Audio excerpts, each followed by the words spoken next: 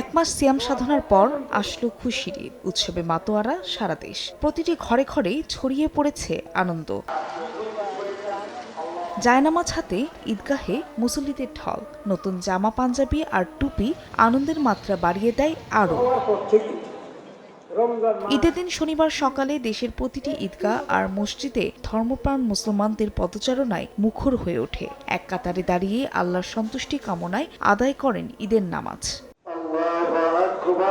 এবারও কিশোরগঞ্জের ঐতিহাসিক শোলাকিয়া ঈদগাহ ময়দানে দেশের সবচেয়ে বড় ঈদের জামাত অনুষ্ঠিত হয়। জেলার বাসিন্দা ছাড়াও দূর দূরান্তের মুসল্লিরা এতে অংশ নেন। তাদের জন্য ছিল বিশেষ ট্রেনের ব্যবস্থা।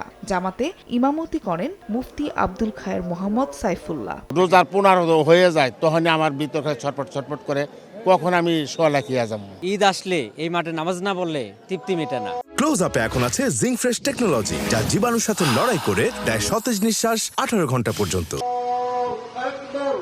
আরেকটি বড় ঈদগাহ দিনাজপুর শহরের গোরে শহীদ মাঠেও মুসল্লিদের ঢল নামে। ইমামতি করেন মাওলানা মাহফুজুর রহমান। মুসল্লিদের জন্য ছিল কয়েক স্তরের বিশেষ নিরাপত্তা ব্যবস্থা। যত মুসল্লি আছি আল্লাহ পাক যেন সকলকে হেদায়েত দেয়। 30টা রোজা রাখার পরে আল্লাহ তাআলা যেন আমাদের সমস্ত গুনাহ কথাগুলো মাফ করে দেয়। চট্টগ্রাম, রাজশাহী, রংপুর, সিলেট, ময়মনসিংহ, খুলনা ও বরিশাল বিভাগীয় নগরীতেও অনুষ্ঠিত হয় বড় ঈদের জামাত। এছাড়া জেলা, উপজেলা সহ প্রতিটি পাড়া মহল্লায়ও ঈদগাহে ঢল নামে মুসল্লিদের। কোথাও কোথাও বৃষ্টি উপেক্ষা করেই নামাজে অংশ নেন তারা।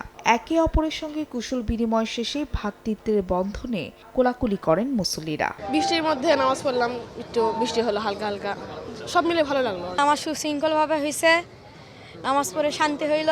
খুতবা শেষে মোনাজাতে রোজা কবুল সহ দেশ ও মুসলিম উম্মার শান্তি কামনায় বিশেষ দোয়া করা হয়। ফাহরে ফারজানা, সময় সংবাদ।